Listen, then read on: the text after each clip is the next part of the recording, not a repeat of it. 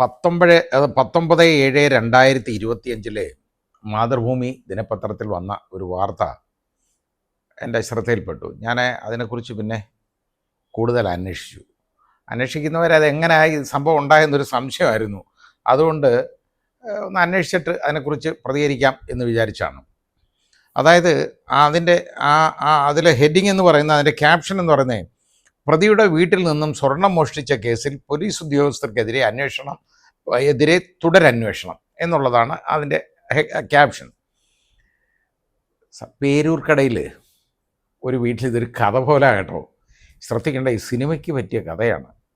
പേരൂർക്കട ഒരു വീട്ടിൽ ഒരു അമ്മയും മകനും താമസിക്കുന്നുണ്ട്. ആ മകൻ എന്ന് പറയുന്നവനെ ഏതാണ്ട് കഞ്ചാവ് കേസിലെയൊക്കെ പ്രതിയാണ്, അങ്ങനെയൊക്കെ ഉണ്ട്.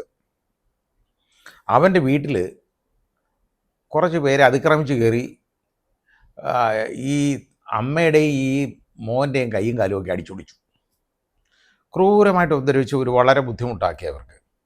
അങ്ങനെ അവരെ പോലീസിൽ ഈ വിവരം അറിഞ്ഞ് പോലീസുകാരെത്തിയിട്ട് ഇവരെ ആശുപത്രി കൊണ്ടുപോയപ്പോൾ SHO ഒരു ഓർഡർ കൊടുത്തു. പ്രൊബേഷൻ SI, അവിടെയുള്ള പ്രൊബേഷൻ SIയും 2-3 പോലീസുകാരും ആ വീടിന് കാവൽ, കാരണം വീട് ആരും നോക്കാനില്ല, അങ്ങനെ കിടക്കുകയാണ്. അങ്ങനെ വീടിന് കാവലായി കഴിഞ്ഞപ്പോൾ ഇവർക്ക് തോന്നി ഈ വീടൊന്ന് പരിശോധിച്ച് കളയാമെന്ന് തോന്നി. അങ്ങനെ അലമാര തുറന്നു നോക്കിയപ്പം അതിൽ ഒരു 50,000 രൂപയുടെ 70,000 എന്നാണ് മാതൃഭൂമിയിലെ വാർത്ത. അത് ശകല എംബലിഷ്മെൻ്റ് ആണെന്ന് എനിക്ക് തോന്നുന്നു കണ്ടിട്ട്. ഞാൻ അറിഞ്ഞത് 50,000 രൂപയുടെ ഒരു കെട്ട് നോട്ട് കേട്ടോ ഇരിപ്പൊട്ട്, പിന്നെ കുറച്ച് ആഭരണങ്ങൾ. അതിൽ 56 പവൻ ആഭരണം എന്ന് പറഞ്ഞേക്കുന്നു. 56 ഉണ്ടോ ഇല്ലയോ എന്നുള്ളത് ഉറപ്പില്ലെങ്കിലും കുറേ സ്വർണ്ണാഭരണങ്ങളുണ്ട്. ഇത് അവിടെ ഇങ്ങനെ വെച്ചേക്കുന്ന മോശമാണ് അല്ലേ, വല്ലവരും എടുത്തുകൊണ്ട് പോയാലോ. അതുകൊണ്ട് ഇത് ഇവരങ്ങ് എടുത്തു കേട്ടോ.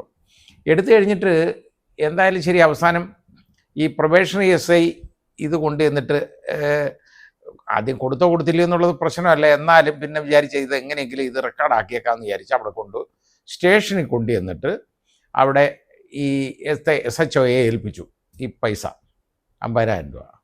അപ്പോൾ CIക്ക് തോന്നി ഈ 50,000 രൂപ വെറുതെ ഇത് ഇങ്ങനെ ആർക്കും പോകേണ്ട കാര്യമൊന്നുമില്ലല്ലോ, അതങ്ങ് പോക്കറ്റ് വെച്ചേക്കാമെന്ന് വിചാരിച്ച് ഇയാൾ എടുത്തുകൊണ്ട് പോയി.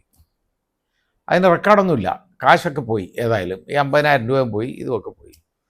ഈ വീട്ടുകാർ അതായത് ഈ അമ്മയും മോനും തിരിച്ച് വീട്ടിൽ വന്ന്, ആശുപത്രിയിൽ നിന്ന് വീട്ടിൽ വന്നു കഴിഞ്ഞ് നോക്കിയപ്പോഴാണ് കാണുന്നത് അവിടെ ഇരുന്ന സ്വർണ്ണാഭരണങ്ങളും അലമാര വീട്ടിലുള്ളതില്ല, ഈ 50,000 രൂപ അവിടെ ഇരുന്നതും പോയി. അവർ കൊണ്ടുവന്ന് പരാതി കൊടുത്തു. പോലീസ് സ്റ്റേഷൻ തന്നെ കംപ്ലൈൻ്റായി. അവസാനം നിവൃത്തിയില്ലാതെ ഈ കംപ്ലൈൻറ്റ് സ്വീകരിച്ച് FIR ഇടേണ്ടതായിട്ട് വന്നു. FIR ഇട്ടപ്പോൾ എന്താ സംഭവം എന്നറിയോ? നോക്കിയപ്പോൾ അവർ ഇത് കഴിഞ്ഞ് അന്വേഷണമൊക്കെ കഴിഞ്ഞു, ചാർജും കൊടുത്തു അതിനകത്ത്.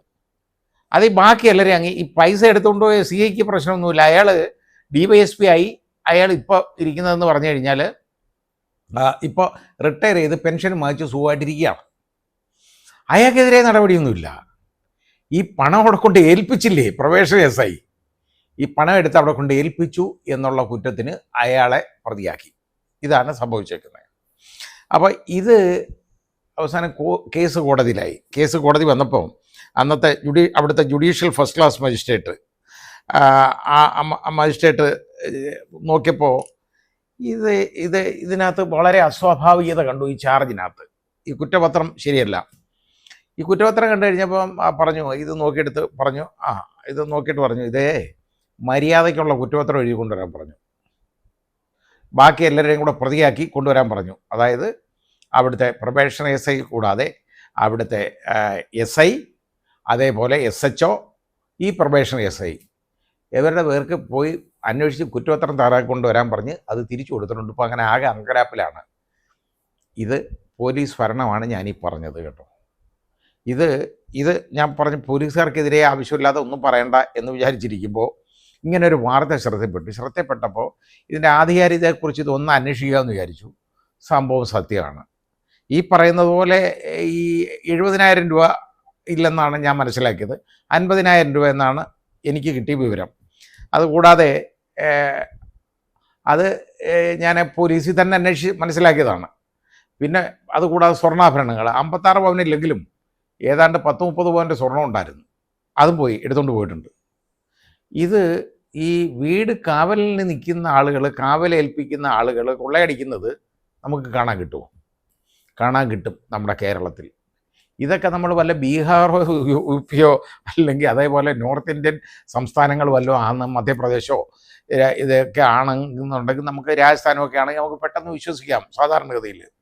പക്ഷെ കേരളത്തിൽ ഇങ്ങനെ നടക്കുമോ എന്ന് നമുക്കൊരു ഒരു അതിശയം തോന്നും ഇത് കേൾക്കുമ്പോൾ. പക്ഷേ കേരളത്തിൽ നടന്നതാണ് ഞാൻ ഈ പറഞ്ഞത്. ഏതായാലും ഇപ്പോൾ ആ മജിസ്ട്രേറ്റ് വിചാരിച്ചതുകൊണ്ട് ഏതായാലും ശരിയായ അന്വേഷണം നടത്തി കുറ്റപത്രം കൊണ്ടുവരാൻ പറഞ്ഞിട്ടുണ്ട്.